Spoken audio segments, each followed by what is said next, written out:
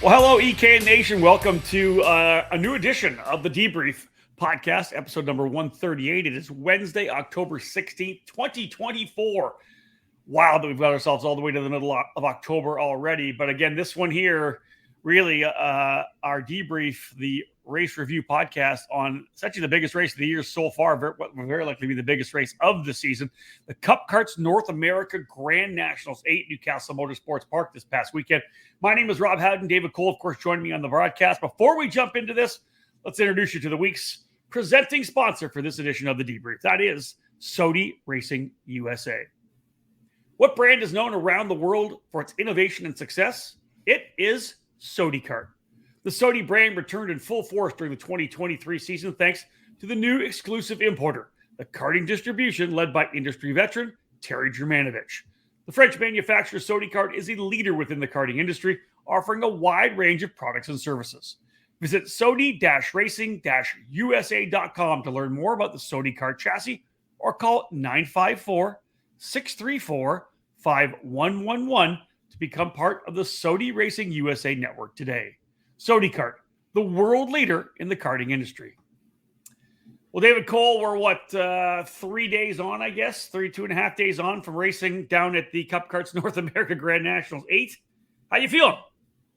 Oh, what? Oh, sorry, I'm taking a nap. I'm tired. I'm exhausted. Dude, my body's still a little sore.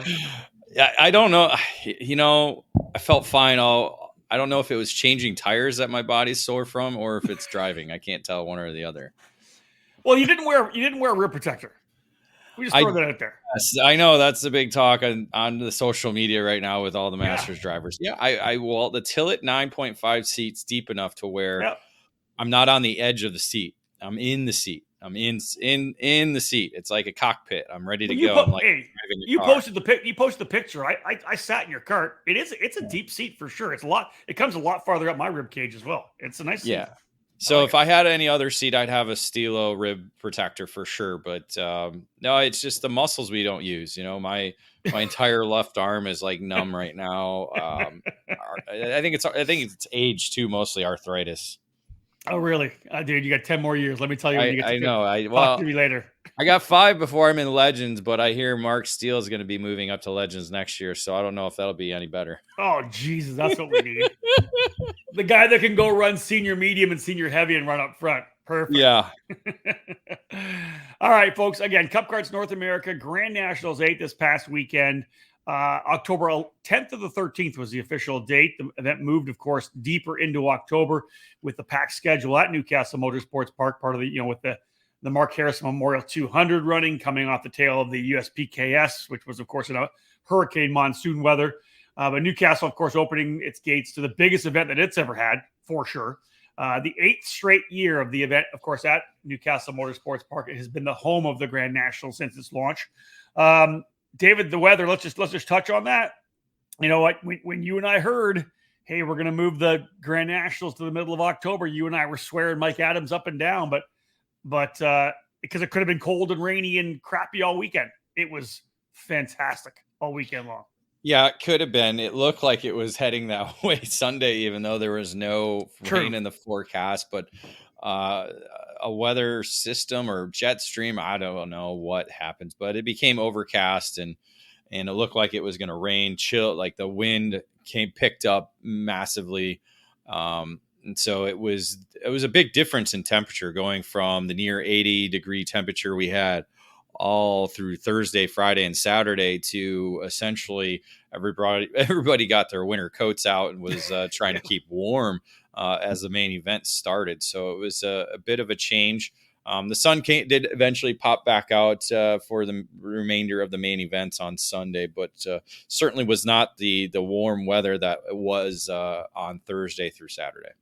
All right, let's have a look at by the numbers. Obviously, coming into this event, when we did our Outlet preview podcast, all the talk was about 625 entries. That's what they had for pre-entries coming in. But in all the years that I've worked closely with Superkarts USA for the Super Nationals, I'm talking with Tom Kutcher and the crew over there, they always budget in for a 10% 10% cancellation. So let's just say, back in the day when they were locking an event at 44, they would always go to 48 or more, knowing that they were going to lose a couple. And that's essentially what happened this weekend, David, correct? I think we ended up on the racetrack with, 585 entries? Is that what you calculated?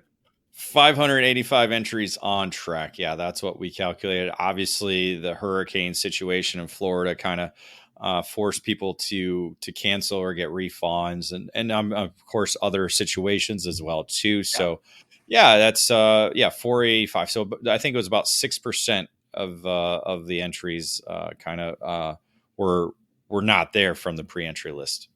Again, like I said, it happens, and of course, a lot of times it's just you get entered, things come up, you're not able to go. The hurricane, as you mentioned, a couple drivers that I would have been racing against in the Legends class, right? James Perkins and Phil Pignataro weren't able to make it. They stayed back home as well. So we indeed saw a number of people not make the trek up from Florida due to the hurricane coming through, the hurricanes coming through, to be real. Still great numbers in Kid Kart. It was so awesome to see 26 of them out there. A massive field for Kid Kart running the shortened circuit. Cadet was brought back in last year in 2023. They had 32 last year. David, 50 drivers in Cadet this year. What a massive group it was for Cadet. Yeah, an increase in all the categories. Yeah, Kid Kart had record turnout, 50 in Cadet. That maxed out to its limit. And, there's probably going to be room for more because if you got any of the Kid Karters coming up, that's going to open up that category as well. So it's 35, same as last year for sportsmen. So that's the only category that actually did not gain entries from the previous year. So, but junior went up to 89. So a big jump from 52 a couple years ago to 80 last year and 89 this year. So massive numbers for that category. And that was one of those that was opened up. So they ran the heat flights, A, B, C, and D flights for that category to help space things out. We'll get more into the ideas and thoughts about that later on. But the big ones were senior light and senior medium. Those were both at 104 entries. Essentially, many of the same drivers doing double duty in those categories, jumping up from 91 in light last year and 99 in medium last year. So just massive. Just it's crazy to see. Again, even just in the heat races, there were 52 drivers out on the racetrack. Senior heavy at 68, masters at 51, and a impressive run of 58 drivers for Legends. That's 50 years of age and older. A couple of them over 70 years of age. But we had a good transition from 50s to 60s to, again, we said early 70s. So 58 drivers in Legends categories, ends up being 585 confirmed entries using the results. Now, David, you looked at qualifying, people that qualified and the people that raced as well. Is that kind of the way you played it out? If they made sessions, there obviously were some entries on the results that were left in but didn't make on track sessions, so either qualifying or any of the heat races. Thus, they, by our standards, they're typically not an entry. Yeah, indeed. All right, there you go, folks. We're underway here with this edition of the Debrief, talking about the Cup Karts North America Grand Nationals 8, the biggest event in the 8-year history of that event. And you never know, could be even more. We'll see how things play out for 2025. On to our first commercial break. When we come back, we'll talk about the Paddock Pass, dive into some of the extra things that happen off the racetrack. Are you ready to go from karts to cars? Since 1975, the Skip Barber Racing School has taken great drivers and made them champions. Today, we're proud to welcome the next generation of winners. Make the transition from karts to cars with the Skip Barber Formula Race Series. You'll compete at the most iconic tracks in America. Race weekends include your very own equalized Formula 4 race car, a professional crew, expert instruction, video and data analysis, hospitality, and more. This is the place to fulfill your dream of becoming a champion. Sign up today by calling 866-932-1949 or visit us at skipbarber.com.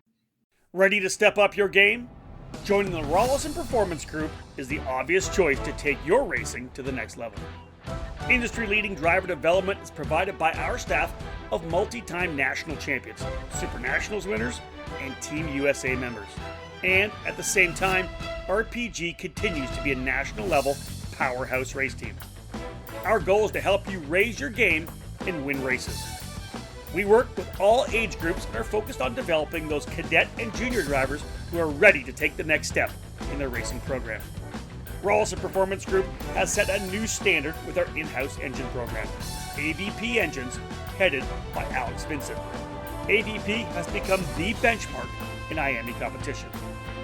We have the largest OTK inventory that follows our race team, providing trackside parts at all the major events in North America. RPG also offers multilingual support with French, Spanish, and Portuguese-speaking staff. If you want to fight for championships or want to improve your skills and your chances to win, the answer is to call RPG at 503-260-4514. The Rawlson Performance Group. We race to win.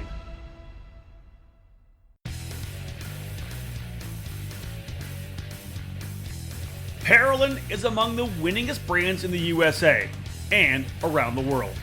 The Parolin Le Mans full-size chassis for junior and senior classes and the Parolin Opportunity model for cadet divisions have earned success weekend after weekend at all the major championships and events in both the USA and throughout Europe. The Parolin chassis lineup also includes the Invader shifter, along with the Daytona 4-cycle chassis and the Delfino Kid Kart.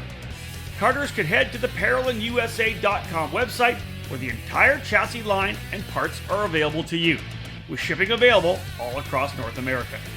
Parolin USA partners with several companies and race teams across the country to provide a strong dealer network to represent the brand locally and at the national level to support drivers throughout North America. Get on the chassis that's winning. Drive a Parolin. Wins at the sport's biggest races, as well as championships across all levels of karting, pack the resume for Nitro Kart. The Nitro Kart brand has made its statement as the best, fastest, and most reliable cadet chassis on the North American karting market. If you want to win in cadet, both in 2-cycle and 4-cycle competition, get a Nitro Kart and join the team. Team Nitro Kart will be at all major events, trackside with Ryan Perry Motorsport, the official race team. Owner Ryan Perry and his RPM operation carries the full selection of Nitro Kart chassis and parts, while also providing the same driver development focus as Nitro Kart owner Nick Tucker. You can also join the Team Nitro Kart race team at all major 4-cycle races this season. Led by longtime Nitro Kart tuner Cody Johnson, Team Nitro Kart will be at all the major Cup Karts North America events with arrive and drive opportunities available for all ages. Nitro Motorsports is a true karts-to-karts driver development program that is already gaining success after launching in 2022. Victories and championships in the Trans Am Series has highlighted the team's start, along with the success in the new GR Cup by Toyota. Current and former karters can take advantage of this unique ladder system with Nitro Kart and Nitro Motorsports. Visit Nitro Kart online and find them on social media. Nitro Kart, race one or chase one.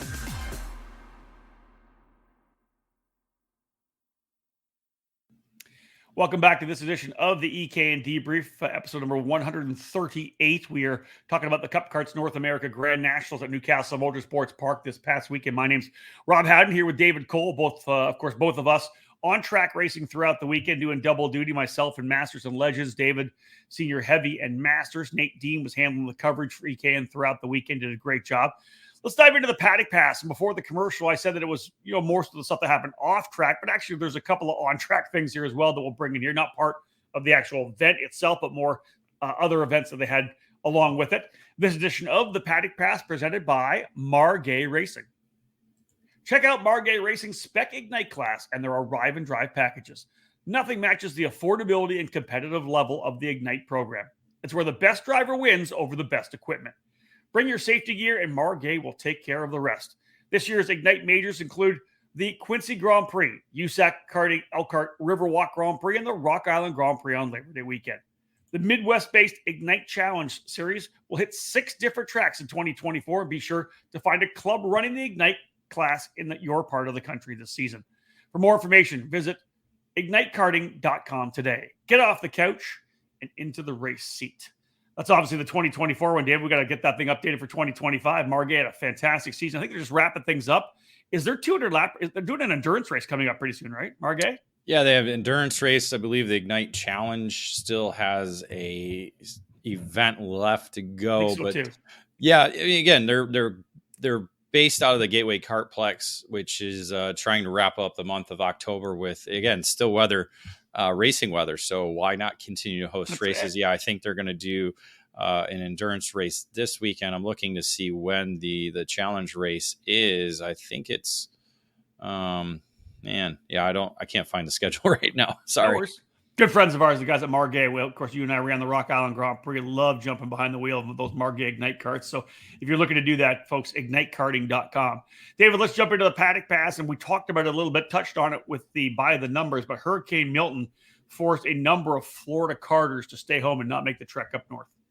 Yeah, you already mentioned a couple of the Perkins family, obviously, Phil Pignataro as well. So, it's unfortunate situation for those that live in the state of Florida, having to hunker down. It looked like it was going to be a really, really big one. There are, of course, are still some damages and other situations occurring due to the weather coming through the area. But yeah, so it's, as far as we know, most of the people that were our karters have no major issues or damage that we know of. So other than that, they just had to miss out on the big one. That's it. So that's kind of the bad side of it. One of the big stories coming into the weekend was, of course, a new track layout, not a massively different track layout. Instead of running the cut through after the shark fin, or the Monza, as some call it, we went right all the way up to I-70, used the hairpin there coming back. So that was something a little bit different. Obviously, sent people figuring out the gearing for early parts of the weekend. David, I'll throw my thoughts out. I really like the layout, to be honest. I love the fact that we went down to I-70. I think, number one, it gave you a better, it gave you the passing opportunity in I-70.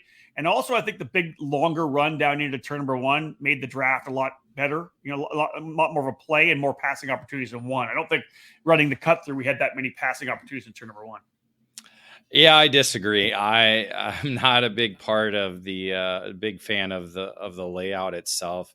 It provided a new challenge, but I think with the combination of everything, when you look at the tire compound, the engines, and everything like that, it just, I don't know.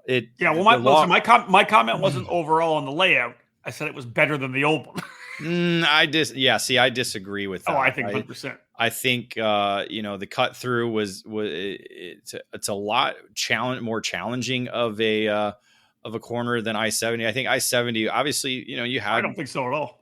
Okay. See, I'm on the other side of it. I thought, once you hit I-70, it was fine. It's just a matter of, us drivers who don't drive that very often, getting it through there. But we talked to a lot of people afterwards, David. They just, let's just put it this way. Let's just throw it out there, because we don't really have any, unless we're talking about it later in the race, later in the show. But it was a really rough weekend.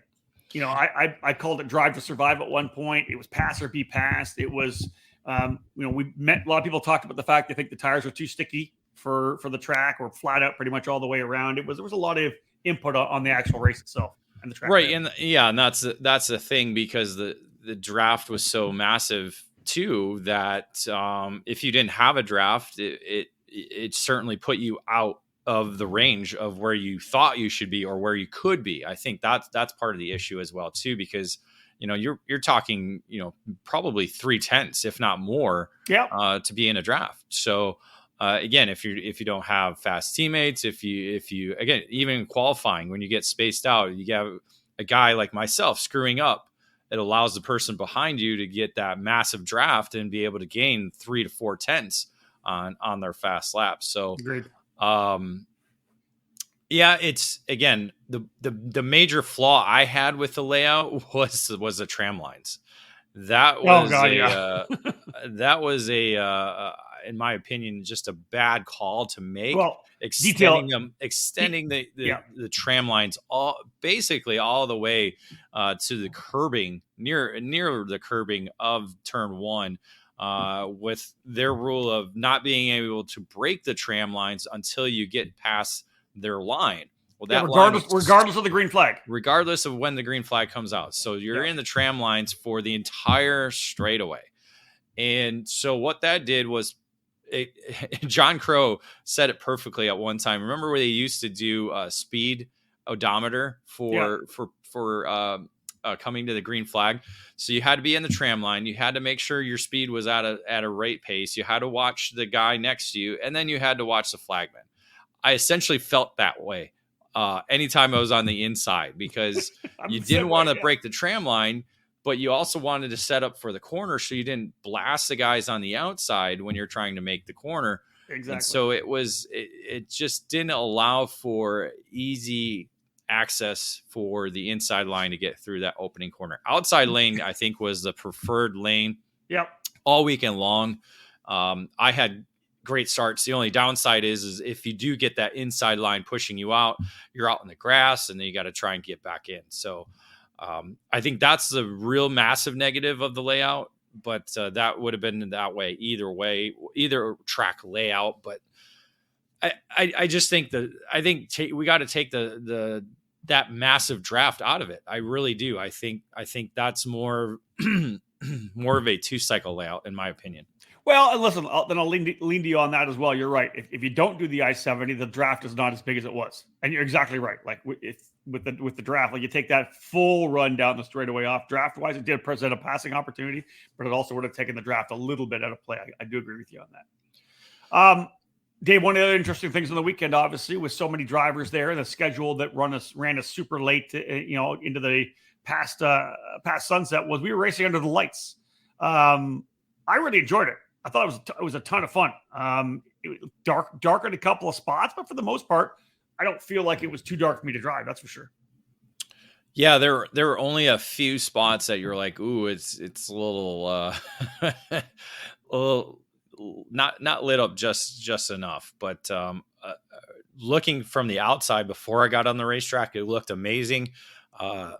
Seeing the entire facility lit up, it's a massive place. Mike Adams has done a lot of night racing there with their KRA club and other events. So they've had time to kind of work with it. That was, I think, kind of one of the limiting factors of changing the track layout was because they were going to do the night racing. So they just added. So I'm assuming they just added the I-70 just because to make it different. So For me, I think that was the first time I raced under the lights since the Machismo back in like 2006 or whenever it was we did it. Or no, that would have been 2008 at the Rio there doing that 12-hour endurance. So certainly different. Had to take the first couple laps trying to figure, visually how to see things. I think the worst part was during the sunset. We went out, I think I was out, I don't know if it was Masters or Heavy, but we went out for a practice session on Thursday there, and things got delayed by, was it Thursday? Yeah, things got delayed by an hour because of fuel. No fuel at the facility, unfortunately, because the delivery driver did not show up. It was kind of blinding going into, say, Scoreboard and a couple other spots, very similar to what we used to see at the Rio, where they had to have a sunset break. That was a little scary because, again, I wear a darkened visor to help shade the sun, but even when it's coming right through the helmet visor, it's very difficult to see. So that was the worst part. I think racing on their lights was perfect.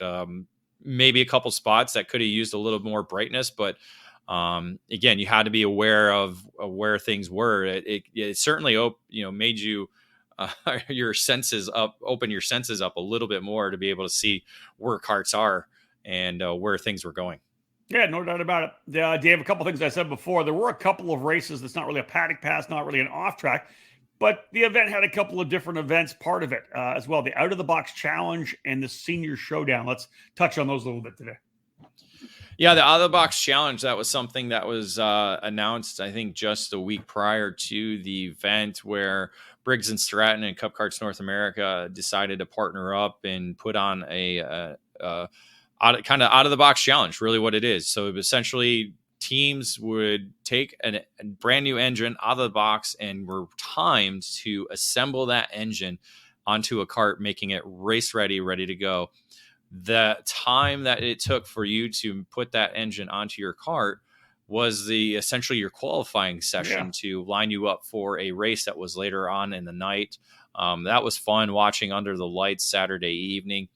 I want to say there were about at least 15 to 20 teams that took part in this challenge. So it was fun to watch. The drivers were going after it pretty good there in the final few laps, and Cameron Reed for Reed Motorsports and CRG South was able to take the victory. Kind of came from nowhere, but that's what happened in the last lap situations that occur at the Briggs, and the track layout they ran was a little bit different than what we ran the rest of the weekend. They ran essentially the fast track with the cut through. So that was actually fun to watch, because that was more like watching a Talladega race, because guys are just super speedway. Yeah, it's super speedway with a scoreboard corner, essentially, was what it was.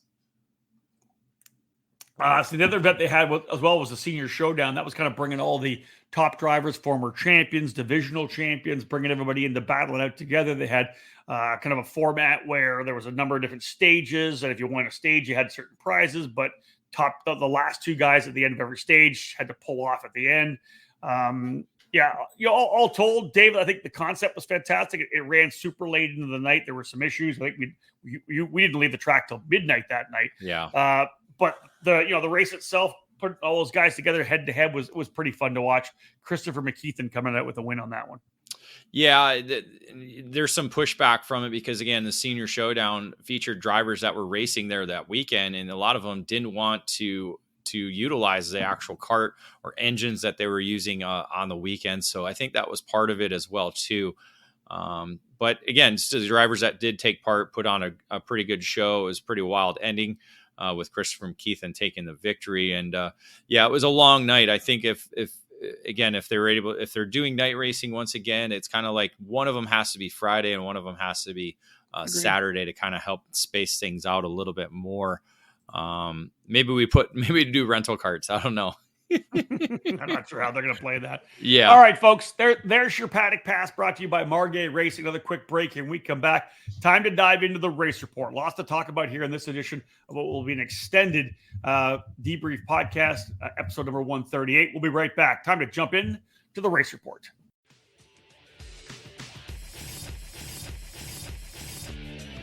What brand is known around the world for its innovation and success? It is Sodi Kart. The Sodi brand returned in full force during the 2023 season thanks to the new exclusive importer, the Karting Distribution, led by industry veteran Terry Germanovich. The French manufacturer Sodi Kart is a leader within the karting industry, offering a wide range of products and services. The Sodi Racing chassis line offers product in classes from mini karts to KZ, all based on years of development and championship seasons around the world. Sodi Racing USA has expanded its dealer network over the last year, bringing the Sodi brand to several local clubs and regional programs. The Sodi Racing USA by PK Sports is the official race team, producing many victories in different levels across the board. And the new Pro Race Academy is designed to cater to the next generation of motor racing, helping boys and girls aiming to make their mark. Visit Sodi-Racing-USA.com to learn more about Sodi Kart chassis, or call 954-634-5111 to become part of the Sodi Racing USA network today. Sodi Kart, the world leader in the karting industry.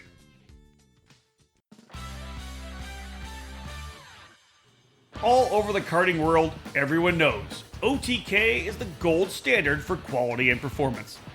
In the United States, OTK USA is the source for all things OTK. 8 brands under the OTK USA banner are winning races and championships across the country in national programs like the Rock Cup USA Florida Winter Tour, the Challenge of the Americas, the SCUSA Pro Tour and Winter Series, the United States Pro Kart Series, and even more programs throughout the country.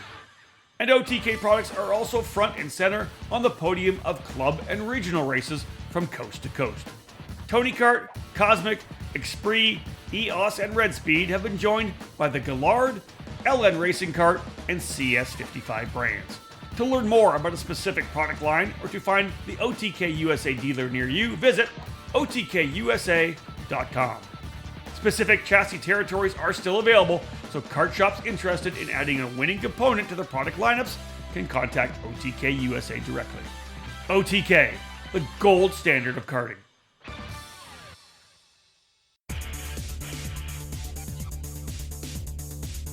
In racing, experience is priceless.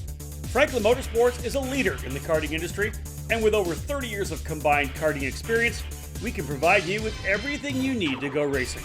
With a large online product selection, select track support events, and a wide variety of shop services, Franklin Motorsports is your complete karting source.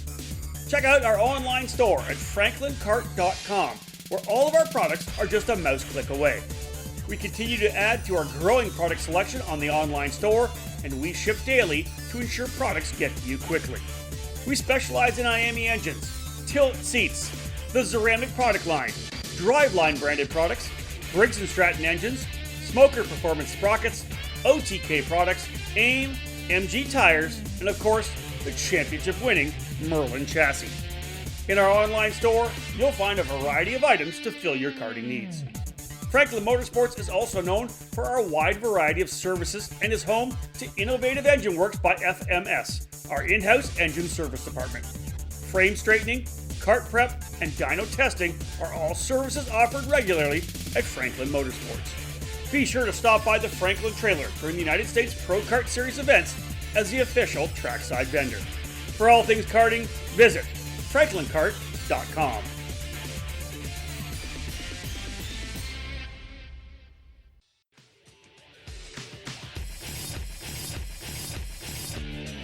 Winning takes top quality equipment, flawless preparation, experienced coaching, and passion.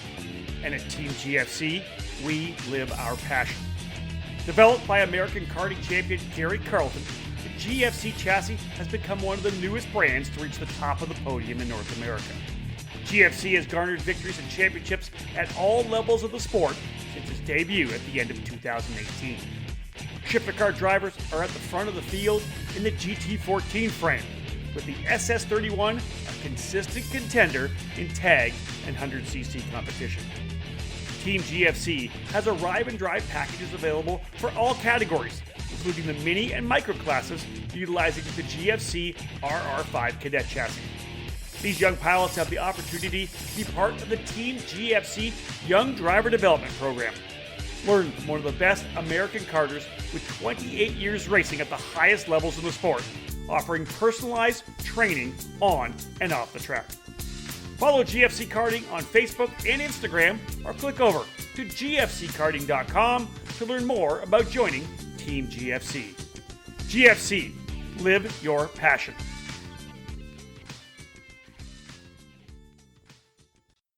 Back at it here, EKN Nation, the debrief from the Cup Karts North America Grand Nationals 8 from Newcastle Motorsports Park. Jumping now into the race report presented by Comet Kart Sales. History, success, family. These are three words that describe Comet Kart Sales, one of the longest tenured karting businesses in the U.S.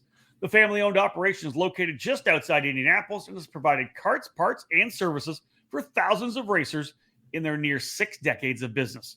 Their brand new updated online store features everything you need, and they are continually adding new parts to their product line.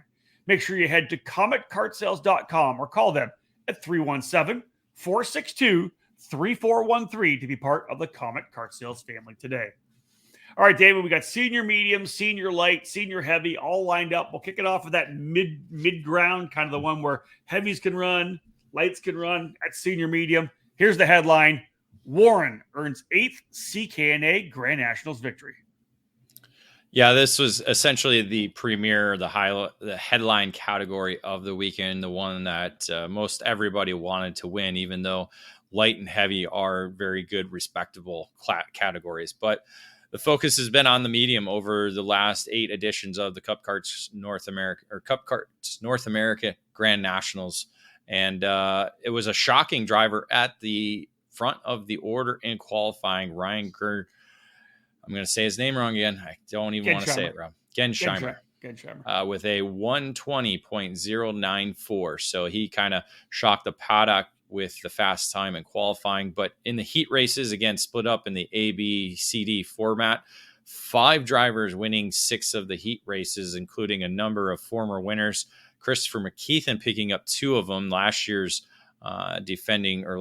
winner in the category. Jordan Pryor, another former winner, picking up a win. Brandon Jarzakrak, Ian Quinn picking up heat wins, and then former Cup Karts North America Grand Nationals winner James Overbeck as well. When the points were tabulated, it was McKeithen and Pryor on the front row for the main event, with Ian Quinn and Colin Warren sitting there in row 2, and James Overbeck starting in 5th. Starting in 6th was Brandon Jarzakrak, and it was him that jumped up to the front of the field early on in the main event until lap 6, when an interesting scenario played out. Jarzakrak was leading, Ian Quinn running 2nd, James Overbeck running 3rd. As they went into the scoreboard corner, it looked like Quinn was making a pass on Jarzakrak, was able to do that, but at the same time, Overbeck was trying to make a move on Ian Quinn. So as they got through the apex, Quinn was able to escape while Overbeck went a little too far out, made some contact with Quinn, jumped over into Jarzakrak, putting Overbeck and Jarzakrak off the racetrack. So, fortunate ending for those 2 drivers on lap 7 or on lap 6. And then later, a lap later, more contact, as at that time, Massimino was into the lead. They made their way to scoreboard corner, and McKeithen and Hudson Brown made contact. Well, that sent McKeithen up and on top of Massimino and around, doing a full 360 in the air. An interesting and very, very damaging incident for McKeithen and both Massimino, as McKeithen went off the racetrack and Massimino fell back a number of positions, so essentially kind of taking him out of the race. As that went on, it was Henry Wheeler, Owen Lloyd, and Colin Warren that were able to get to the front of the lead pack after all of that skirmishing and shuffling around for position. Wheeler and Warren were able to escape away from Lloyd to make it a 2-driver fight. And as we saw all weekend long, it was a drag race to the checker flag. Warren had just a little bit more straightaway speed than what Wheeler had, and was able to essentially power his way past Warren, or Warren was able to power his way past Wheeler down the straightaway in the drag race, with Warren taking the victory by 69 thousandths of a second. Yeah, side by side across the line, that little kind of fist bump / congratulations handshake from Wheeler, whatever the heck that was. Warren comes away with his 8th Grand National victory. Very impressive run. All of them coming on the VLR chassis. Wheeler on the Burrell Art ends up in 2nd. Pryor on the Burrell Art ends up in 3rd. Lloyd, as you mentioned, on the MGM in the 4th spot, and Quinn ends up rounding out the top 5. Another Burrell, 3 Burrells in the top 5. Hard Charger David was Wyatt Leslie on the Cosmic, up 30 spots. Started 46th, drove up to 16th. Good run for Leslie, for sure. Yeah, again, when you have 60 carts starting in the main event, there's going to be, you'll see a lot of big movement for the Hard Chargers of the weekend. Let's move to Senior Light. Here's your headline. Overbeck defends crown in 3-wide finish. Yeah, Senior Light categories was the 2nd senior class on track. So this featured, though, a lot of the medium drivers getting that kind of their first taste of the main event on Sunday. As the event went on, however, it was Paulie Massimino that started the weekend with fast time and qualifying a 119.285. So essentially that was the quickest lap of the weekend in qualifying. Massimino was able to win 2 of the heat races in their ABCD format, winning one in Heat 1 and another in Heat 2. Calvin Zing winning a heat race along with Caleb Gaffera, Brandon Jarzakrak, and Jackson Wolney. So 5 drivers picking up wins in the 6 heat races. The 2 wins by Massimino put him on the pole position for the main event, with James Overbeck starting on the outside of row 1. Gaffera and Wolney, the 2 young drivers, in row 2, and then Brandon Jarzakrak starting from P5. Overbeck led early until some shuffling began with Austin Garrison and Paulie Massimino. So the two X30 Pro standouts were able to kind of get together and broke away from the field. However, it was Gaffera and Overbeck that partnered up. So you had a GFC and Coyote out front, and then you had a MGM and Coyote working together to get to the two leaders. And eventually, with Gaffera and Overbeck running the fast laps of the race, they were able to run down the top two. And then shuffling began once again with the group caught back up to the top two drivers. So with all the shuffling and racing going on after that, it ended up being four drivers at the front of the field, which included Overbeck, Lloyd, McKeithen, and Massimino, as they came to the checkered flag with, again, another run out of I-70. They went three wide. Overbeck, Lloyd, and McKeithen all going three wide. I want to say it was Overbeck leading with Lloyd in second, and then McKeithen found his way, I believe, on the outside of Overbeck, Lloyd on the inside. So that's kind of how they came down the line when Massimino was sitting there in fourth going, all right, who do I pick? Who do I pick? And he ended up going with Overbeck, was able to get behind Overbeck and push him down to the checkered flag, picking up the victory for the second year in a row by 27 thousandths of a second. Yeah, Massimino and Overbeck, of course, coming off that Mark Harrison Memorial 200 win the week before, the endurance event running for Brandon Jarts at Crack Racing. So Massimino hooked up with his teammate there, pushed him through. Jordan Pryor, we talked about him, of course, in the medium event. Did not get as good a starting spot for this one. Actually started way back in 45th, but a hard charger run for Jordan Pryor, the Canadian David, up 34 spots, ended up just outside the top 10 and 11th. Yeah, again, quick rundown of the top five. McKeithen in second, Lloyd third, obviously Massimino in fourth, giving him Overbeck the push, and then Calvin Zing in the fifth spot on the MGM. Let's wrap up the three of our senior categories for senior heavy. Here's the headline. Lloyd leads MGM train to first CKNA Grand Nationals victory. Yeah, Owen Lloyd was one of the favorites for senior heavy coming in. He's always been kind of on the verge of picking up a victory, just had not been able to do so. But he did start the weekend off on the right foot, picking up fast time and qualifying at 1:21.074. And again, the heavy category was split up into the A, B, C, D heat format. And this is where we saw four drivers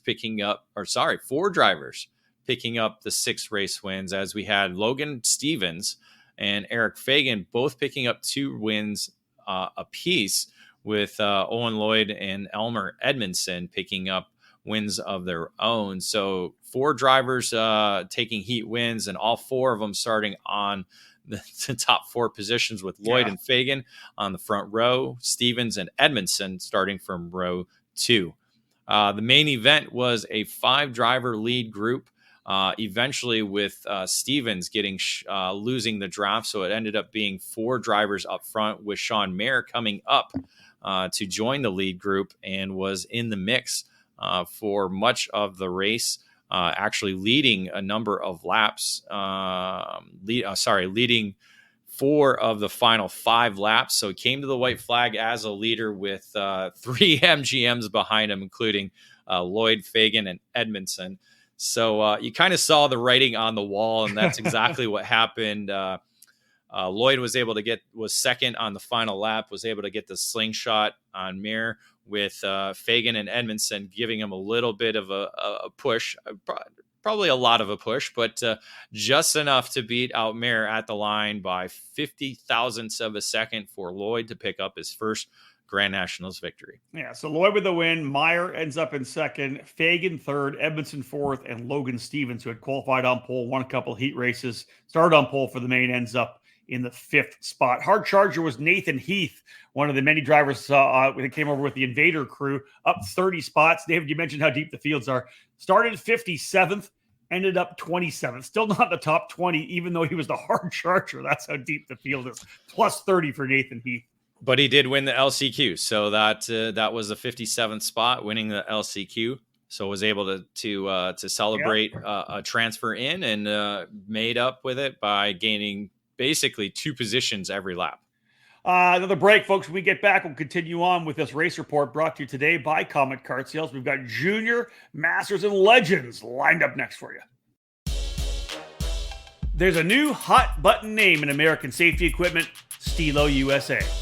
Every product with Stilo is focused on safety, comfort, and function. Stilo USA is happy to provide you with the proper safety apparel to keep you protected on the track, and their karting lineup is second to none. New to the product lineup is the Stilo Carbon CMR karting helmet. Designed to revolutionize your karting experience, this carbon fiber crafted helmet is among the lightest on the market, without compromising on safety. The Stilo ST5 KRT karting helmet is manufactured using a lightweight and extremely strong composite material. The KRT provides an excellent fit and comfort level due to its dual density interior foam lining, and it's equipped with a symmetrical visor that offers excellent vision and an effortless central visor locking system. The Stilo ST5 CMR standard was developed jointly by the FIA Institute and Snell Memorial Foundation to ensure safer and lighter weight helmets for younger karters. Drivers rave about the superior comfort levels, lightweight construction, and the unparalleled field of vision that is perfect for the youth helmet line. Stilo didn't stop with their helmets either. The newly developed Carbon Curva rib protector is unlike any other on the market, with a form-fitting solution to offer superior protection. The Carbon Curva 8870 version is FIA homologated and includes a chest protector. Head to StiloHelmets.com to review these products and many more to keep you safe on the track. Stilo. Any competition, one helmet.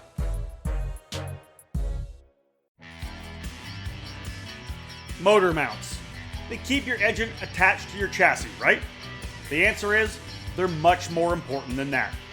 Your motor mount is critical in transferring 100% of the power from your engine through to your tires and the racetrack.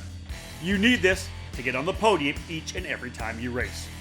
Odenthal Racing Products is here for you, providing the best motor mounts on the karting market today, all designed to make sure you're using all the horsepower you pay for. Odenthal Racing Products is a family-owned and operated business with decades of karting experience in providing products with unmatched quality and value for our racing community. The Pro Series mount for 2-cycle engines, which is available in 0, 5, and 8-degree inclinations, provides a rigid structure to help keep vibration to a minimum without adding too much weight to your setup. The 4-cycle Easy Set system is one of the most popular mounts for the Briggs & Stratton 206 power plant. Multiple mounting holes provide the most adjustability depending on your chassis and seat placement. To ensure a tight fit to your chassis, our ORP wedge clamps get the job done, and they feature a number of design updates to provide a lower profile and lighter weight. The clamps are available from 28mm to 32mm in both standard and Euro style sizes. And now, Odenthal has also revolutionized the karting industry with its new Easy GP camera mounting system. Designed to mount anywhere on your chassis with 1 or 2 cameras, the ORP Easy GP camera mount is your solution to capture that onboard winning moment. Head to OdenthalRacing.com and find a dealer near you. Odenthal Racing Products, proudly made in the USA. CRG is one of the most iconic brands in karting, and we're primed and ready for the 2022 season with new material and a never-ending focus on winning. CRG Nordam is the North American distributor for all CRG products. Based outside of Houston, Texas, CRG Nordam supports CRG dealers across the continent, reaching every corner of North America. The CRG KT5 is our new chassis for tag and shifter racing, and it's been designed specifically for the US market. The KT5 features 30mm construction with a 32mm front loop to increase front grip. CRG's new VEN 13 brake system is cutting-edge technology with a master cylinder that allows for pressure regulation within the system. Drivers can customize brake pressure to their own requirements to improve feel and to avoid brake lockup. The kart is finished with new KG 507, 508 bodywork that has refined aerodynamics and reduced weight. For cadet drivers, the 2022 CRG Black Mirror is already logging positive results to start the new season. This chassis will be making big waves in 2022. Longtime CRG drivers will be happy to know that the CRG Road Rebel, the standard in quality and performance, is still available. With 4-cycle racing enjoying consistent growth in North America, CRG's FS4 chassis is the ideal choice for racers in Briggs & Stratton competition. From pure racing to karting entertainment, many tracks, both indoor and outdoor, have made the switch to the CRG Centurion rental kart line. 5 different models for both gas-powered or electric engines can fit any track's needs for a new rental kart fleet. CRG Nordam has a full inventory of rental karts available for new and existing facilities. For more information on the CRG product line, head to www.kartcrg.com, and to inquire about a North American dealer near you, please email us at info@kartcrg-nordam.com. Left without a mechanic or a crew to help you at the kart track or in the garage? Kartlift Kart Stands is your solution. The company, founded in 2003, is now owned and operated by Ted Fashing out of Cokato, Minnesota, and Ted has decades of knowledge and experience with fabrication. Kartlift takes pride in both our quality and our personal customer service that we provide on the phone or at the track. Kartlift Kart Stands can be found at racetracks all over the country. If you race alone, or if you're a parent with a cadet or junior driver, let our one-man winch lift make your race days easier. Position the hooks under the rear bumper, push the button, and your kart is raised into position and you're ready to go. We also have Kartlift stackers for storing 2 karts at once, traditional kart stands, single and double upright storage stands, tire changers, and skid plate kits. Race teams and shops can contact us about our state-of-the-art chassis straightening table. If you have an idea for a custom stand, Kartlift can build it for you. All products from Kartlift are made in the USA. Kartlift kart stands are available at many kart shops around the country, or you can order online at kartlift.com. For more information, give us a call at 877-777-8020. That's 877-777-8020. Get a Kartlift today. All right, back at it here with our Cup Karts North America Grand Nationals 8th Debrief podcast. Into the race report here, brought to you by Comet Kart Sales. So Rob Howden alongside David Cole. Dave, let's jump into the junior category. Here's the headline. Jaeger leads near Coyote sweep. Yeah, Coyote was a factor all weekend long in the junior category and a lot of other categories as well. But here it was Brady Shad taking the fast time and qualifying at 121.173 on the Coyote to set fast time. 4 drivers on Coyotes were able to pick up heat wins. That include Cade Yeager, Adriano Iannuzzi, nice. Cash Perkins, and Braden Zervez, while Burrell Art took wins with Holden Harder and Sam Tutwiler.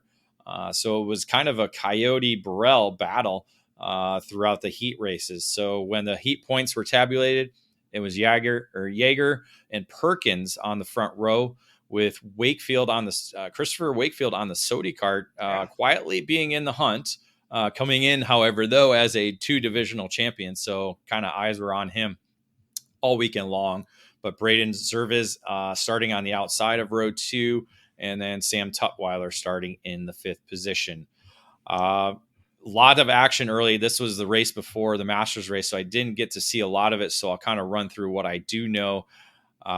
Cash Perkins, one of those front runners starting up front, went off at turn 2 on lap 2. So trouble for him and took him out of the race early. Wakefield was able to lead early on, while Iannuzzi and Zervez each led before Wakefield returned back to the lead. During that time, however, Jaeger, who again started on the pole, fell all the way back to 9th at one point, but was able to work his way back up into the lead group, into 2nd, and then eventually on lap 12 was back into the lead. And then from there, led the remainder of the race to be able to hold off a big pack of drivers at the line, winning by 96 thousandths of a second. Yeah, there was. We kind of watched that a little bit. There was a ton of back and forth on that one. They were passing everywhere. They were passing in green corner. They were passing in scoreboard like crazy. Like if you led, it wasn't really the greatest place to be. Like you said, people were going back and forth. David, all told, a pretty big battle. In the end, just over 96 thousandths of a second for Jaeger winning the win. Lucas Theck working his way back up. He was started ninth, but got himself up into second. A good runner-up finish for Lucas. Wakefield, as you said, ends up in third. Jordan Klein fourth, and Yanuzzi ends up in fifth in the final order. But Brady Shad, David, was actually the driver who crossed the line P5. Yeah, contact for a penalty for contact with Sam Tutwiler put him all the way back into 47th in the final results. So that moved Yanuzzi up into the fifth spot. Klein's finishing fourth. He actually started back in 11th. So both Lucas Theck and Klein moving up 7 positions to get themselves into the top 5. So anytime, obviously, you look at a race like this, we talk about the drivers that come away with the race wins of the Grand Nationals, right? You make your way to the podium. It's a huge thing. I felt that way a couple of years ago. But one of the superstars of the weekend, I think, this performance on Sunday, David, we got to talk about the hard charger in the junior category. We're talking about Isaac Malkit, a driver we know is always going to be kind of up front. The weekend didn't go the way he wanted to in terms of how he was going to roll off the racetrack. Or, he was there early because he was part of the last chance qualifier. David, give us a little overview of what Isaac Malkit was able to do on Sunday in junior. Well, yeah, to kind of go through his whole weekend really is what we really need to kind of go over. Qualified P11, so not a bad starting spot. Split up the category into the ABCD format. Suffered 2 DNFs in the first 2 heat races, so he had to actually come from 43rd in heat 3 and got up to P23. So gained 20 spots there. So note that down, 20. And then so thus, with all the way the heat points fell out, had to start in the LCQ. So he actually started 23rd in the LCQ, gained 22 spots to win that LCQ. So moved him into the 57th grid position for the main event. And over those 15 laps, was able to gain 47 positions to end up in the 10th spot. So that's unbelievable.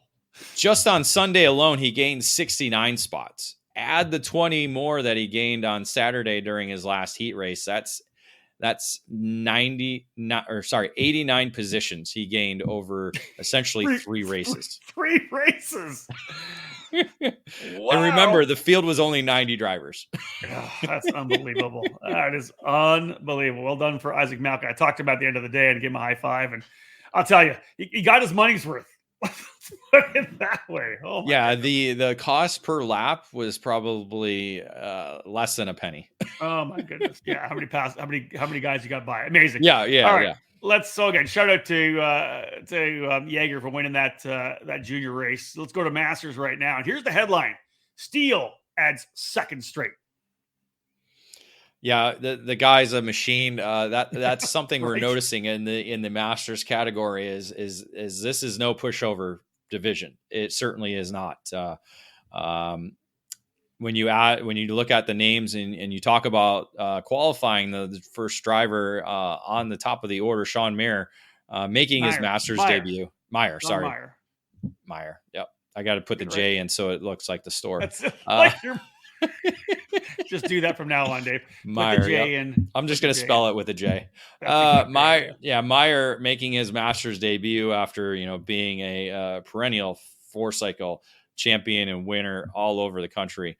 Yeah. Setting a fast time of 1:21.325 to set the tone for the weekend.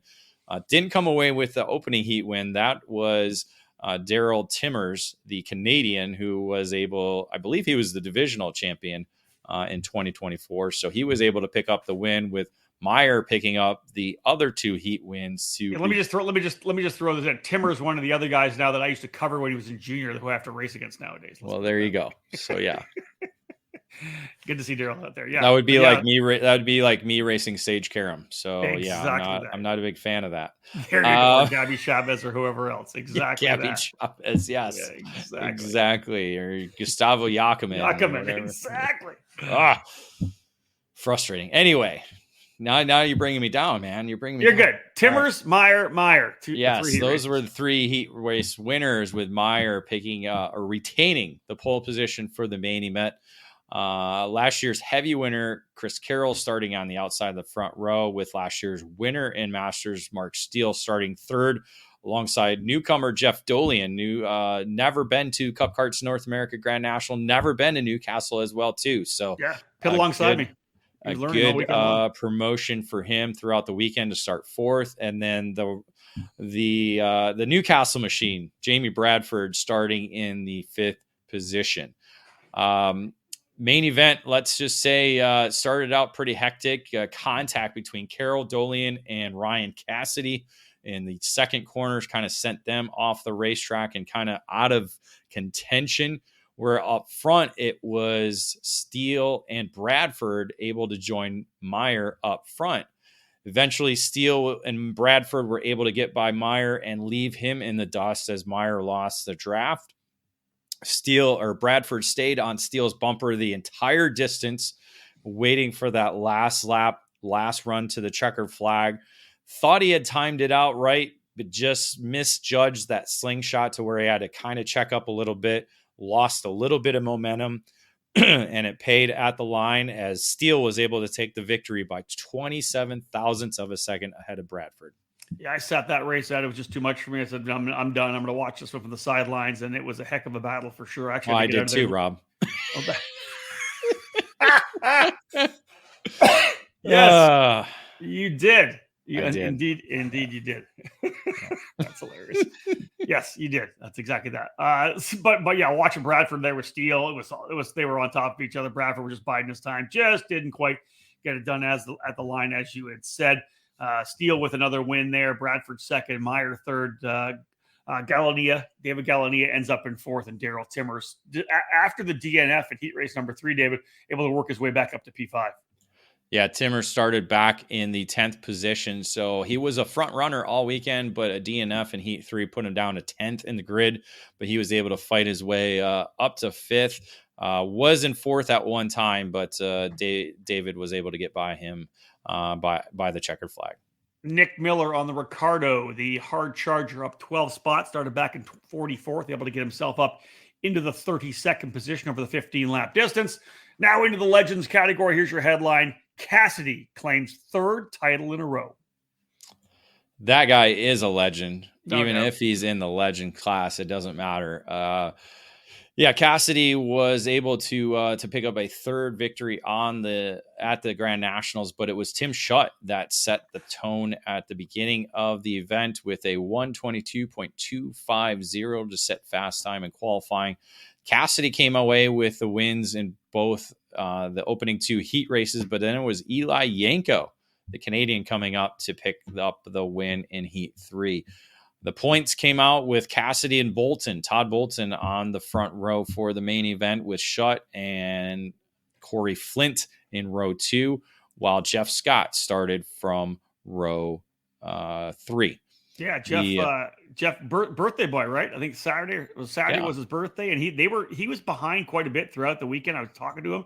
They just kept dialing that thing in, trying new stuff, and finally kind of had it come alive on Sunday. Actually, that was the wrong lineup I typed in. So let me find you the right lineup here. Just a second. Oh man, it's terrible. I did the final lineup or the final order. It was Cassidy and Schutt, starting on the outside of the front row, Bolton and Flint in row 2, and then Todd Barron and Michael Wells starting from row 3. There you go. So that's the proper grid order for the main event. And when the main event began, it was Cassidy and Bolton that were able to break away. Bolton took over the lead at the start of the race, and Cassidy put himself on the rear bumper. Schutt was right there for a while, so it was 3 drivers up front. Eventually, Schutt lost the draft as Cassidy continued to push Bolton away. So it became a 2-driver fight to the very end, and again, a run to the checkered flag, which ended up with Cassidy able to get the slingshot to engage and get by Bolton at the line by just 19 thousandths of a second. Yeah, that's big. Cassidy, Bolton, Schutt, Flint, Scott, top 5. Hard Charger Jeff Chalmers on the Mach 1, plus 16 on the event. Started 37th, got his way up into 21st. So there you go. 3 categories done. What do we got left? 3 more to come for you here, folks. We still got Sportsman, Cadet, and Kid Kart to wrap up the race report, brought to you by Comet Kart Sales. Another quick break. We'll come back with Sportsman.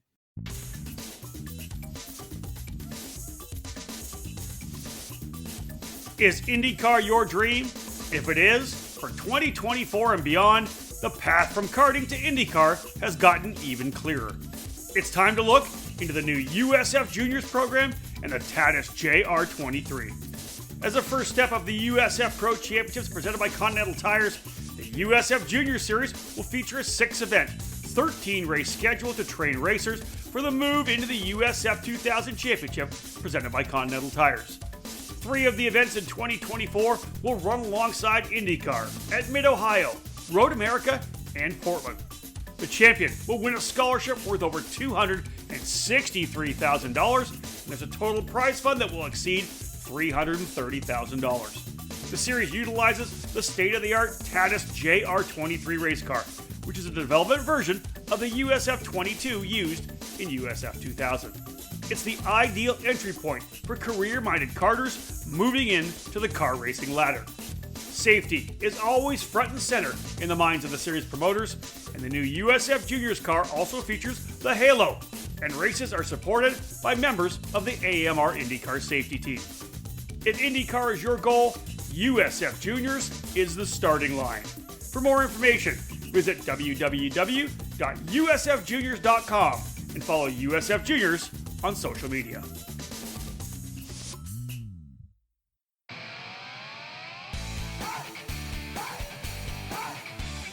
The Performance Racing Industry Show, the 3 biggest days in the business of motorsports, is returning to Indianapolis this December.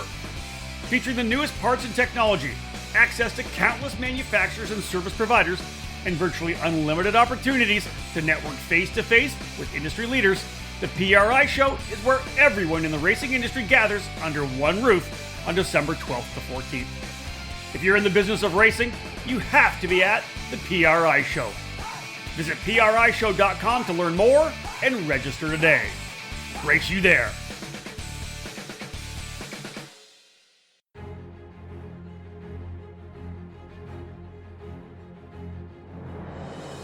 The Briggs & Stratton 206 engine is where out-of-the-box ease and outstanding consistency meet to create legendary races. Briggs & Stratton's history in motorsports dates back to when the first engines came off the assembly line in the early 1900s. Their focus on the grassroots level continues to help build generations of racers.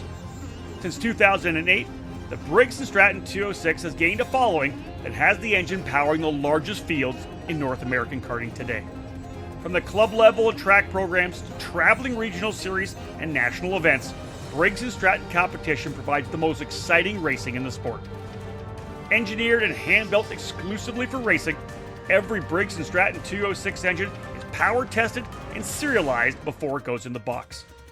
Karters can take that engine straight from the box to their kart and be on the podium at the end of race day. Be sure to follow Briggs & Stratton Racing on Facebook and through @RaceBriggs on Instagram. To learn more about the 206 engine or to find the North American dealer near you, head to BriggsRacing.com. Briggs & Stratton Racing, what powers you?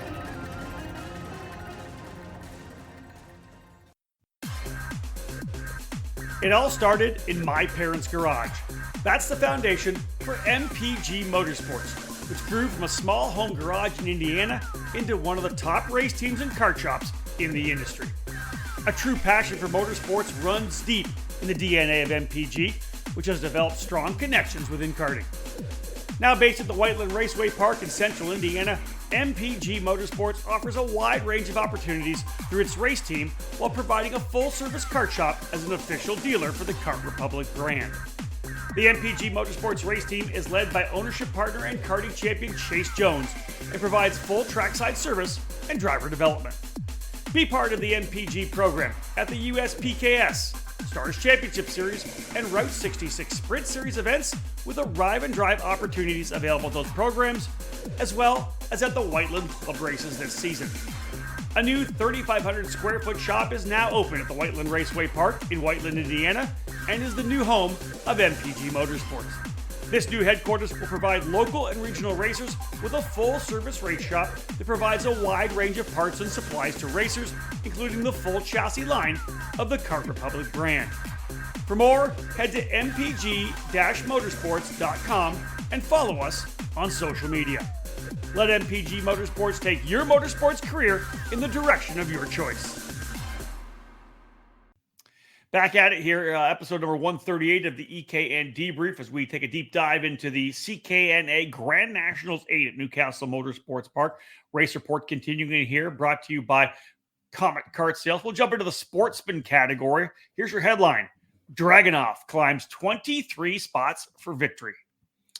Yeah, an interesting way the sportsman category played out on the weekend. It was Sawyer Chambers, a number of drivers up front all weekend long. Sawyer Chambers started it off with fast time and qualifying at 121.319 for the Texan, but it ended up being Myers that was kind of the highlight of the heat races, picking up the win in the first and the third race, while AJ Stoner took the race win in heat number 2. But Stoner was able to get a little bit better in the points, so he was able to secure the pole position for the main event with Myers on the outside of the front row. Tanner Barsh, the Texan, alongside fellow Texan Aston Wyatt with on the row 2, and then Lucas Tarango starting from row 3. It was a big group up front all race long for the 15-lap race, so nobody really wanted to work with each other as there was shuffling lap after lap, which played into the hands of Daniel Dragunov, who started back in the 24th position after some issues in the heat races, but the pace was there. He was running laps very similar to the leaders, got himself into the top 10 by lap 5, and then by lap 8 was into the lead. Just an amazing, able to take advantage of all the windows that opened up for him. As again, these drivers, nobody was working together. So Dragunov took advantage of it, got himself up into the lead on lap 8, and then from there just kept everybody at bay. Was able to fend off any challenge he had. Even coming to the line, was able to hold off Tanner Barsh by just 13 thousandths of a second to secure his first Grand Nationals victory. Yeah, not often is the hard charger actually the winner of the race as well, coming from deep in the field, as David has said. Started 24th and ends up winning the win for Dragunov. 13 thousandths of a second victory over Barsh. AJ Stoner ends up in third spot, Chambers in fourth, Myers fifth, rounding out the top 5 in the sportsman category. Let's go to cadet right now. Here's your headline. Francisco becomes first Canadian cadet winner. Yeah, again, very similar to the sportsman category, we saw a number of drivers up towards the front, which began with Hayden Lawson, the second-generation driver, picking up the fast time and qualifying with a 122.463. And then we had 2 drivers picking up wins over the 3 heat races. It was Slate Harrell taking the win in the opening one, with Dominic Gaddis taking the wins in Heat 2 and Heat 3. Unfortunately, Heat 3 was cut short due to a red flag, but Gaddis was able to be named the winner of that race. So 2 heat wins put Gaddis on the pole position for the main event, with Jaden Francisco starting on the outside of the front row. Austin Taylor and Slate Harrell in row 2, and then Danny O'Gara of the Whiteland Raceway Park starting from P5. The cadet main event started with a 5-driver lead pack. Again, a lot of jostling for position, including Gaddis and Francisco. Francisco put himself back up into the lead on lap 12, and that was the winning move, as he was able to hold off the field for the remaining 3 laps. He ran not an inside, not an outside, but more down the middle, kind of a line to the checker flag. And Gaddis didn't quite know which way to go and made his move late, and unfortunately wasn't able to get to the line first. And that allowed Francisco to take his first victory on the Nitro Kart by 44 thousandths of a second. Yeah, Gaddis coming home in second. Hudson Howard on the Alonso ends up in third. Austin Taylor on the Kart Republic fourth. Slate Harrell on the Nitro Kart in the 5th spot. The Hard Charger up 17 positions. RJ Brown on the Maranello, 24th, up into 7th for RJ Brown. Time to cap off the race report now. Only one category left to go. That's Kid Kart. And here's the headline. Height becomes 8th different class winner. 8 Grand Nationals, 8 different winners in the Kid Kart division. And it looked like it was going to be Grant Heckman. The driver was the dominant one in qualifying and the 3 heat races, a 44.653 in their revised Kid Kart layout that included the cut through at turn 3 and the cut through after the Monza as well. Heckman went on to win all 3 heat races and started from the pole position with Spencer Height on the outside of the front row, Tristan Francisco and Dusty Strayer in row 2, and then Tristan Ruth from Arizona in row 3. It was Height and Heckman, or Heckman and Height at the front of the field, and Height was able to take the lead before a red flag came out on lap 9. Fortunately, the driver was able to walk away uninjured. The race was resumed after we thought it was going to be called because it was past the halfway, but the race resumed, and Height was able to hold on through the final laps to secure his first Grand Nationals victory on the gold card by 0.2 of a second over Heckman. Yeah, Francisco ends up in the 3rd spot. Tristan Ruth was 4th, and James Fox on the top cart capping off the podium in 5th position. Hard charge was Clyde Clayman on the Coyote, up 7th spot, started 17th, worked his way up into the top 10. And again, just great to see a big group of Kid Kart drivers out there all having a blast. Love watching them kind of just work their way around, interspersing around the paddock, having a great time. So again, all about getting started early in the sport. These are the kids that we're going to see move up into the cadet category, eventually into sportsman. And with those big numbers we see in cadet, we've got a lot of youth coming up through the sport, which is great. All right, folks, this will be our last commercial break. When we come back, we will do a wrap-up. We'll look at the Constructors' Championship to see which brands came away with victories, and we'll cap it all off, as we do with the EKN Trackside Live Race Calendar. In karting, it's important to be supported by the right people. With over 40 years of experience in the sport, Trinity Karting Group has everything you need to make your program successful. We do it all, and we do it right. We offer trackside support and arrive and drive programs at many of karting's biggest East Coast events, full product sales and service, and professional coaching from our experienced staff. Trinity Karting Group is a full-service operation based at the Motorsports Country Club of Cincinnati, which gives us access to our custom-designed driver training facility. This allows us to offer one-on-one coaching to take you to the next level. From arrive and drive and coaching programs to the parts you need, let Trinity Karting Group provide you with customer service and a racing experience second to none. Trinity Karting Group is an official Kart Republic race team, providing full trackside support at all the major USA karting events, including the SCUSA Pro Tour, United States Pro Kart Series, the SCUSA Super Nationals, and other events throughout the season. TKG has Kart Republic, IAME, MG Novinco tires, and more products in stock for those in Ohio and the Midwest region. Trinity Karting Group has a long history in the sport, a winning pedigree, and we're dedicated to driver development. We take pride in our professional approach and our positive attitude. Let us build a custom race program for you. Give us a call at 513-421-4463 or check us out online at trinitykartinggroup.com.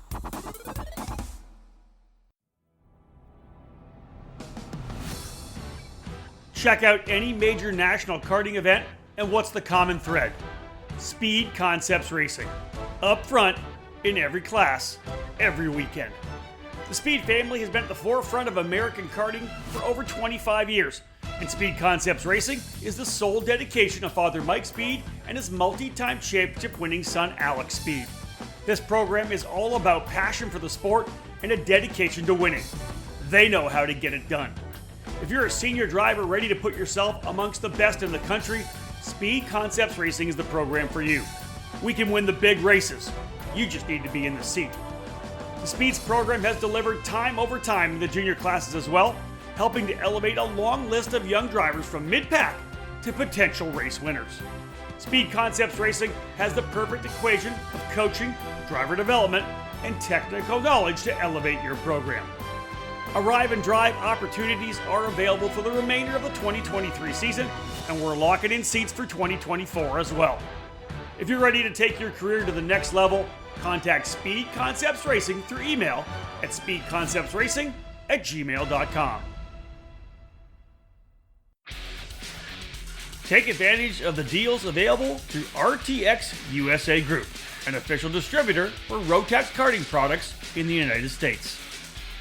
RTX USA Group provides Rotax engines, Mojo tires, and XPS products to dealers and competitors in the southern U.S. states, from their base in Florida all the way to California. Take advantage of their engine purchase offer, which gives you 2 sets of Mojo D5 tires when you purchase a Rotax Max Evo or the Rotax DD2 Max Evo. For those looking to add a Rotax Micro Max Evo MY20 or a Rotax Mini Max Evo MY-I20 to their lineup, those customers will be provided with 2 sets of Mojo D2 tires. Customers who purchase a Rotax Junior Max Evo won't be left out, also receiving 2 sets of Mojo D2 tires. RTX is also introducing the new Mojo Club, with opportunities to save on Mojo tires by bundling them together. Learn more about becoming a dealer or joining the Mojo Club by visiting rtxkarting.com today.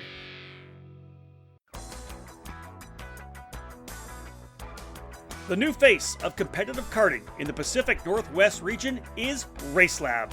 The full-service karting operation is located at the state-of-the-art Kartplex facility in Oliver, British Columbia, Canada, providing everything you need to hit the track or put yourself in a successful driver development program. RaceLab is the official North American distributor for the TB Kart chassis brand, providing the full range of models from kid kart to shifter kart. Villeneuve Racing Karts is their flagship product, available only through RaceLab. The brand carries the name of Formula One champion and Indianapolis 500 winner Jacques Villeneuve, with each model produced by TB Kart.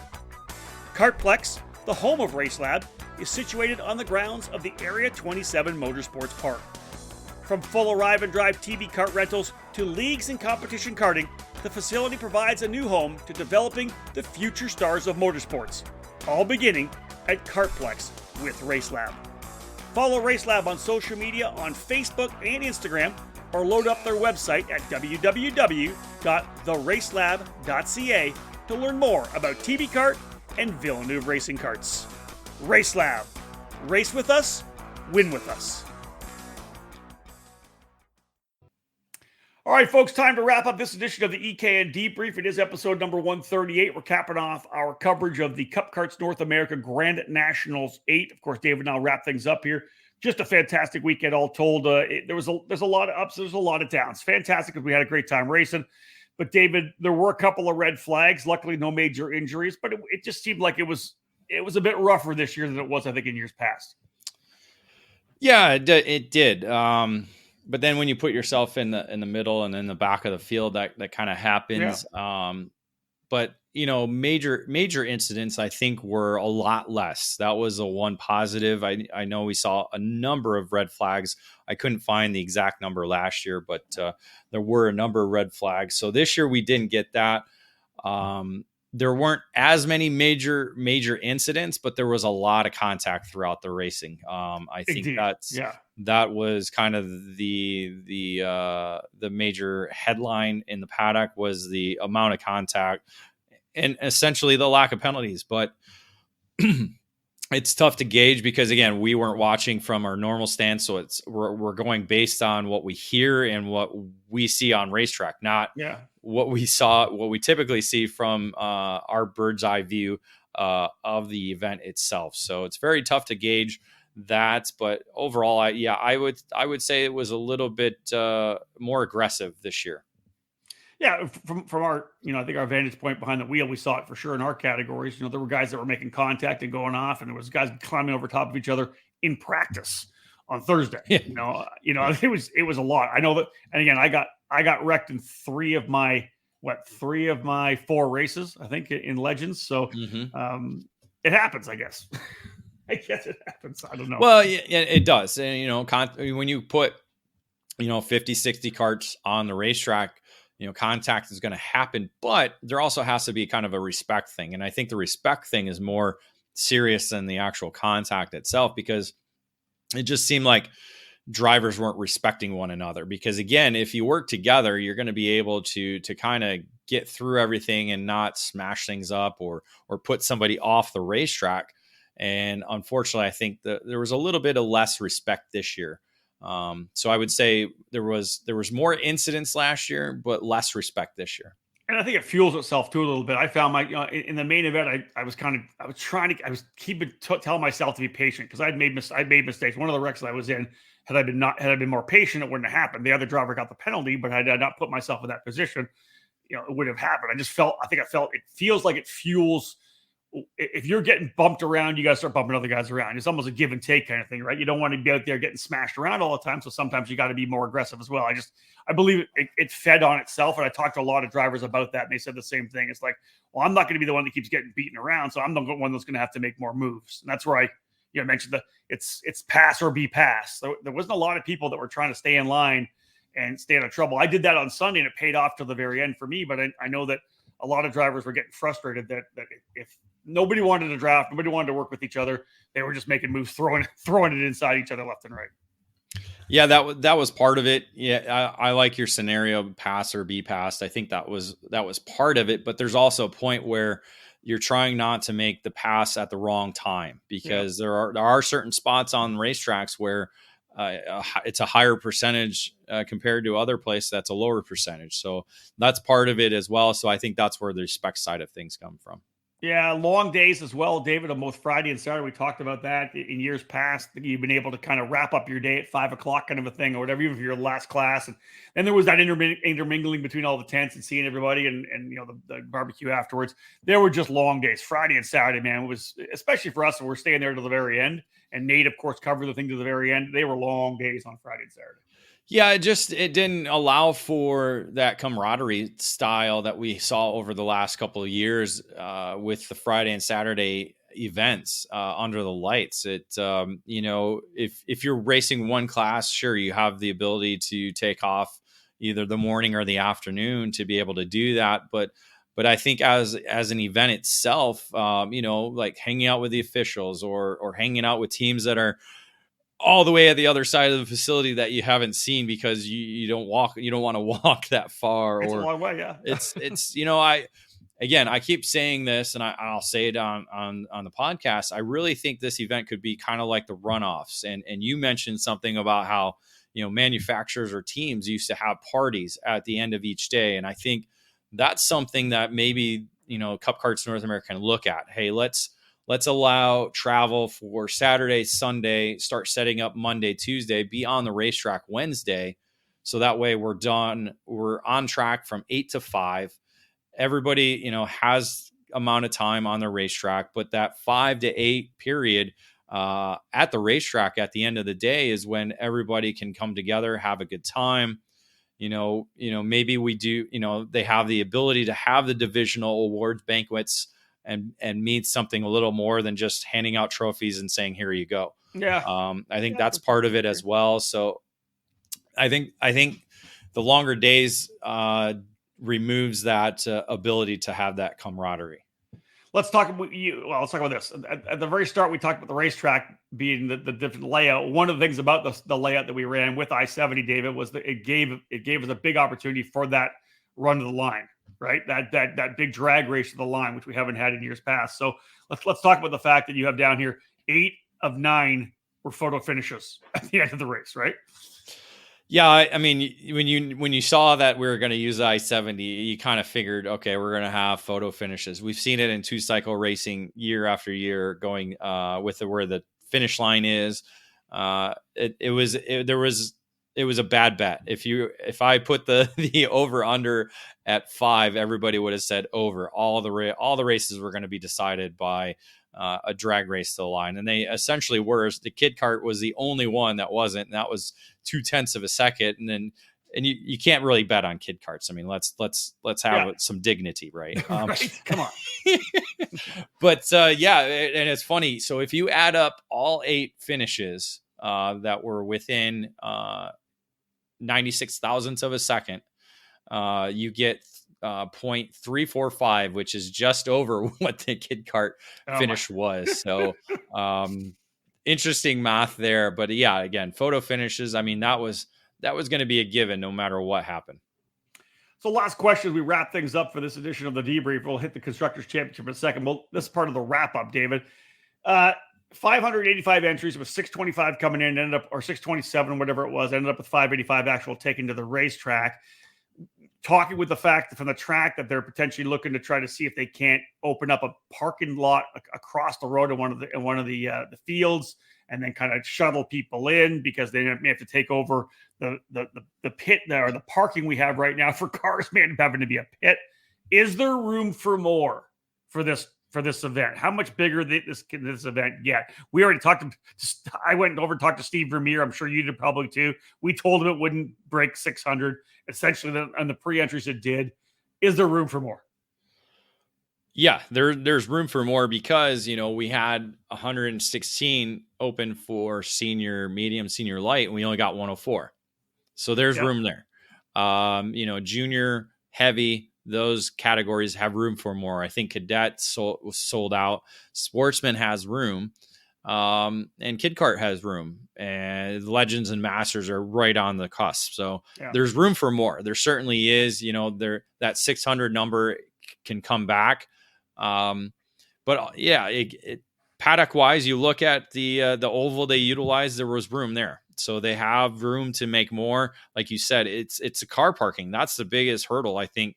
The facility has going right now. And that's the struggle, because, it's all fields around Newcastle Motorsports Park. So they certainly would have to work out like some kind of shuttle situation to get people back and forth from their car to the paddock. But there was also a lot of room, again, I'll say it again, because not everybody is able to get in right away, but they almost have to start doing it by when you arrive. Like if you arrive, we're gonna pack you in like sardines, because there's still a lot of space not utilized within some of that main paddock area. So there is room for more, but that 600 mark wasn't reached in terms of our numbers, but it can get there. I certainly see the opportunity to be at 625 next year, if not a little bit more, based on, what they open. And again, like I talked about the format, we can open up some of the other categories to A, B, C, D type formats. And maybe that'll help some of the racing as well too, because then you won't have 50 to 60 karts on the track at the same time for heat races. So, if we extend the race weekend out a little bit more, and that's when I say room for more, if we extend the race week out a little bit more, giving, what if Masters was A, B, C, D format? It kind of helps simmer down the field a little bit more, and we don't get that over aggressiveness that we did see out there, including even Legends as well too. So maybe. That's what I see. More room for entries, more room for time. I think we need to make this a week-long event. I know that puts a little bit of a strain on some people, but if they're already there, Tuesday and Wednesday, you can still get there Tuesday. You don't have to be there Monday. But again, there could be a way to make it work. Agreed. Let's have a look at the Constructors Championship, David. 6 brands getting victories over the 9 main events on Sunday. Let's run through those. Coyote kicking things off, top dog on the weekend in Constructors Championship with 3 wins. Yeah, 3 wins for Coyote, with picking up a senior win, a junior win, and a Legends win. Nitro Kart was able to sweep the quote unquote cadet divisions with Sportsman and Cadet, while VLR, MGM, Burrell Art, and Gold Kart all picked up a victory each. Let's go to the EKN Trackside Live race calendar, folks. We're going to wrap things up for this edition of the Debrief. This look at the calendar presented by Factory Karts. Made in the USA. It's not just a statement, it's the mission at Factory Karts of America. Led by 4-time Super National champion Billy Musgrave, Factory Karts manufactures their frames completely in-house at their Riverside, California facility. Built and designed from the ground up specifically for the American karting market, Factory Karts brings new innovations and solutions that are long overdue. No other karting manufacturer stands behind its product as Factory Kart does, providing a 2-year warranty on all their frames. Learn more by visiting factorycarts.com or email Billy at any time at info@factorycarts.com. So before we look at the one race we have left of the year, I just kind of found this funny. Factory Carts, of course, we know. We watch Billy and everything he's done in shifters. He's coming off a 206 win at the Spud Cup. We may see some Factory Carts, big Factory Cart team at the Grand Nationals next year. They got a 4-cycle cart that's winning too. That would be interesting. Yeah, Josh Conker was there, the Canadian, racing on a factory cart there this weekend in the senior categories. So yeah, it's that I wouldn't put it past them. All right, so folks, obviously our EKN Trackside Live race calendar is to let you know where we're going to be in the coming month. Well, after a year of tons and tons and tons and tons and tons of trackside coverage, it felt like we have one left. And I know so many people are kind of looking forward to this. We're kind of to the end of the season. All that's left, at least for us here for ekartingnews.com, is the SuperKarts USA Super Nationals, the 27th edition, November 13th to 17th, the date. Back out of the Las Vegas Motor Speedway this year in Las Vegas, Nevada. David, one more race to go, and I'll say this: I think you posted it up on when you posted the EKN Radio Network that we're starting to play some Super Nationals coverage. That it starts now. It's October 16th. We're essentially a month away from the Super Nats and Super Sunday, but darn, our Super Nationals coverage essentially starts now. Right, we're rolling through to it. We've got lots to put together. You and I are going to sit down and talk about what our editorial schedule is going to look like. But this is it. One more race to go. Yeah, the journey begins now. We're past Cup Karts North America Grand Nationals. That's what I was telling people at Newcastle. I'm like, once I get past this weekend, it's going to be Super Nats focus. So we have lots to go over. We also have the Rotax Grand Finals to cover. That'll be coming up next week as well too. So we're going to be following Team USA. There are USA drivers at the Rock Cup Super Final as well this week. So again, lots to cover leading up to Vegas, but Vegas is certainly going to be another great one coming up in November. Final thoughts from this past weekend, Dave? Do I need to hang the helmet up? No, it just it just goes to show that you can't just hop in a cart and expect to be fast. I think that's one of the big things that I took from it, for my own personal side of the event, but as a whole, Greg Jasper and his staff did an amazing job. Again, they stayed on time for majority, if not the entire event, aside from a couple red flags that might have delayed things. They kicked it off. There's again still some things that need to be worked out here and there in terms of the show and this and that. But again, they just the biggest karting event almost in North American, if not the world. They were able to put it in and complete it. Yeah, and I think that's the big thing for me was the fact that this thing grew massively from last year to this year and has over the last couple of years. And all the work you do before you come in is setting up to make sure you're able to handle it. Were there some ups and downs? Were people asking for some more penalties to be called? Yes. Can they add some more people in race control? Yes. Overall, like you said, though, it was executed very, very well. Kudos to everybody that was all involved. Shout out to all the corner workers and everybody who works for Cup Karts North America and the track that were there for what, David? How many hours? 18 hours probably, or something like that, if not more, on Friday and Saturday, because we were there till midnight on Saturday night. So there was crew members that had to have been there for at least 18 hours. Yeah, without a doubt. Yeah, at least 8 a.m. at the latest till midnight on Saturday. So yeah, the long hours. 16 hours there, if not longer. And then doing that after being at the racetrack all night on Friday, I think we got done 9 o'clock or something like that. So just amazing.